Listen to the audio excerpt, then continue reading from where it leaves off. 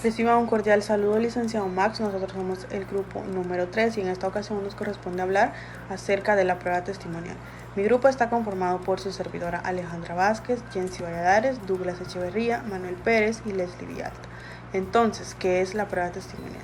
La prueba testimonial es el medio de convicción que se desahoga a través de la declaración de un testigo que tiene conocimiento de los hechos de la litis, es decir, que le constan estos hechos ya que él estuvo de primera mano y que los pudo ver y escuchar con sus sentidos. Entonces nos surge el interrogante de qué es un testigo.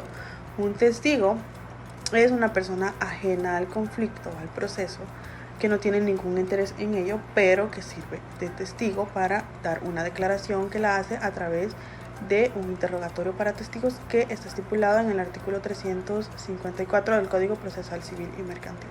En el artículo 355 nos encontramos con la capacidad del testigo. Entre lo que nos menciona que un testigo puede ser cualquier persona siempre y cuando no adolezca de sus facultades mentales, también así nos menciona que un impuber, es decir, un menor de 12 años, puede ir a declarar siempre y cuando tenga veracidad y conocimiento de los hechos de propia mano. Luego en el artículo 356 está la credibilidad del testigo, que básicamente lo que habla este artículo es de que no se puede dar una declaración como que por opinión propia o con las creencias propias de la persona, sino que debe ser en base a los hechos, y que si esta declaración pues de una u otra manera afecte a alguna de las partes, esta otra parte puede alegar una falta de credibilidad a la hora de declarar de este testigo. Y en el artículo 357 nos encontramos la razón del conocimiento, que básicamente este artículo lo que nos dice es que este testigo no puede tener un testigo de referencia o una tercera persona que le esté diciendo qué es lo que tiene que ir a declarar, puesto que, como se ha venido mencionando desde el inicio, el testigo tiene que ser una persona que conozca de primera mano lo que ha sucedido en el proceso para poder servir de prueba y así poderlo incorporar en el proceso. Testigo con conocimiento especializado, regulado en el artículo 358 del Código Procesal Civil Mercantil. Si el declarante se refiere a hechos cuyo conocimiento requiere un saber científico, artístico o práctico, solo se tomará en cuenta su declaración cuando acreditare ser conocedor en el área de que se trate.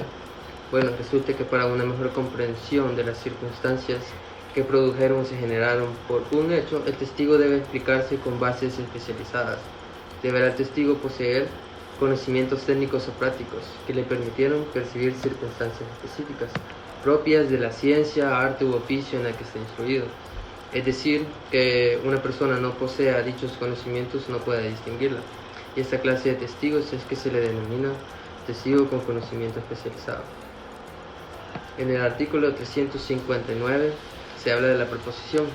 Se hará la entrega del escrito de proposición de todos los medios a utilizar, en el que se incluye además la designación de testigos y aquellos elementos que permitan identificarlos. La prueba por interrogatorio se propondrá en la forma determinada por este código. Deberá de contener la identidad de testigos, nombre, apellidos, profesión y oficio.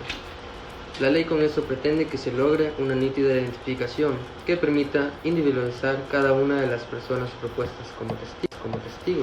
De esta forma se quiere evitar cualquier error o indeterminación de la identidad de aquellos que pueda constituir un motivo de rechazo a alguna de las fuentes de la prueba. Presentación de testigos, regulado en el artículo 360 del Código Procesal Civil y Mercantil. Los testigos deben de ser presentados por la parte que los propuso, la cual se entregará a esta una esquela de citación que debe contener el motivo de esta.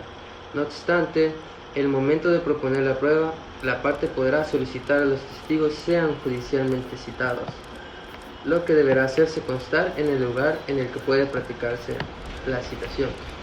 Con respecto al número de declarantes, la ley no limita el número de testigos que puede comparecer en audiencia.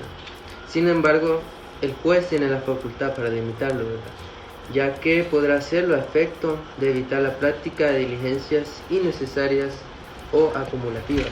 A los efectos de lo prevenido en el inciso anterior, el juez podrá obviar las declaraciones testificales sobre un determinado hecho o punto, en cuanto se considere suficientemente ilustrado sobre él. Buenos días, licenciado. Yo le voy a hablar un poco sobre las obligaciones del testigo, específicamente en el artículo 362, el cual menciona: que el testigo tiene la obligación de comparecer al acto de la audiencia probatoria para la que fue citado. Al momento que el tercero o el testigo del proceso, este genera diversas obligaciones, las cuales están vinculadas como un medio de prueba. Una de ellas es comparecer al lugar, fecha y hora al cual se le fue informado o citado. Si ese no llegara a asistir, va a ser multado con 1 a 3 salarios mínimos. Pero si este se ausentara y tuviera una causa justificadamente y aprobada por el juez, básicamente sí se podría. Al momento que el testigo no declare, este incurrirá en el delito de desobediencia a mandato judicial, tipificado en el artículo 313 del Código Penal. El testigo está obligado a responder y a decir la verdad. Todas estas obligaciones están citadas en la están informadas en la esquela de citación. Titulado Derechos del testigo, los testigos tendrán derecho a reclamar o a recuperar más bien los gastos que las comparencias en el proceso les haya ocasionado. Sin embargo, las partes, o más bien si la parte no satisfaciera, la indemnización tendrá un plazo de 15 días para poder realizarla. Si esa no la realiza, el testigo podrá reclamar por la vía de la ejecución. Titulado Identificación y acreditación del testigo, el juez previamente al acto de la declaración tomará al testigo para juramentarlo o hacer lo que prometa, decir la verdad. Sin embargo, luego de eso, cualquiera de las partes que lo haya citado le preguntará mediante un interrogatorio su estado familiar, sus datos, su domicilio, su ocupación, y su nombre. Luego de eso, se continuará con el examen. Los testigos menciona que los testigos serán examinados separada y sucesivamente, con el fin de que estos no estén presentes en las declaraciones de los otros, o más bien que no las escuchen también, que no tengan algún tipo de contacto. En este caso, el juez fijará el plazo de un día para designar el lugar y las personas a quienes van a declarar. Sin embargo, también ellas tendrán que estar básicamente hasta la finalización de las diligencias, con el fin de que no tengan ningún tipo de comunicación. Si en este caso la diligencia no se termina en el plazo fijado de un día, automáticamente pasará al siguiente. Interrogatorio directo y el contrainterrogatorio. El interrogatorio directo tiene dos propósitos, y es que busca probar las proposiciones fácticas iniciales que han sido efectuadas al comienzo del juicio y también comprobar la veracidad de tales alegaciones al legislador. Es importante saber que este interrogatorio directo es realizado directamente por las partes, pero que es el juez el encargado de moderarlo. El objetivo de este interrogatorio es que el testigo presente los hechos de una forma clara, la manera en que los perciba y cómo los recuerda, y también que los pueda producir oralmente. Por otro lado, el contrainterrogatorio se hace ya al finalizar el interrogatorio directo, siempre y cuando las partes manifiesten su deseo de contrainterrogar al testigo. Admisión de preguntas y dinámicas del interrogatorio. El artículo 368 del Código Procesal Civil y Mercantil nos dice que el juez debe de controlar las pruebas del testigo y darle rápidamente resolución a las objeciones que las partes hubieran interpuesto. Las objeciones no son más que una forma de contradicción. Estas sirven para evitar el ingreso de pruebas ilegales, incontundentes, innecesarias y repetitivas.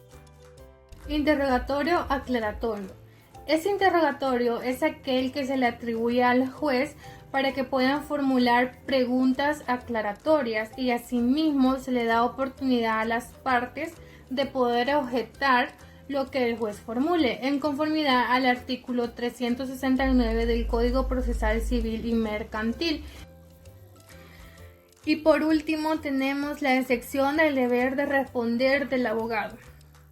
Para hacer uso de esta excepción, la persona debe de tener una razón justificable y no se debe de ver envuelta en los tres supuestos que el artículo 370 nos menciona, como por ejemplo en su inciso número 1 nos dice que el abogado no puede hacer uso de esta sección si sus servicios han sido contratados o realizados para cometer algún acto o servicio o un delito que violente la ley. Excepción del deber del contestar del doctor. El paciente y el doctor van a tener la facultad de negarse a publicar en calidad de testigo o a facilitar documentación o información en un proceso en cuanto a la interacción profesional. Además, poseen el derecho de impedir que otra persona revele una comunicación confidencial entre ellos. Artículo 371. En otras excepciones del deber de declarar, un sacerdote tiene derecho a rehusar ofrecer declaración o revelar el razonamiento obtenido en la confesión, y cualquier ministro religioso va a tener el mismo derecho en lo tocante a asuntos de conciencia. Está regulado en el artículo 372. Declaración fuera de la sede del tribunal. Una vez que por patología u otra situación en especial justificada resulte imposible o bastante gravoso para el testigo comparecer a la sede del tribunal, va a poder acordarse que declare en su domicilio o en el sitio en el que esté, a instancia de quien lo ha postulado. Si el individuo cuya deposición se pretende está fuera de la circunscripción territorial del tribunal, el juez tendrá que transportarse al sitio respectivo. Esto se regula en el artículo 373. Efectos de la violación del privilegio. Cualquier prueba obtenida en violación a la exención del deber debe guardar secreto profesional o va a tener que ser excluida del proceso y carecerá, en todo caso, de costo probatorio. Esto se regula en el artículo 374.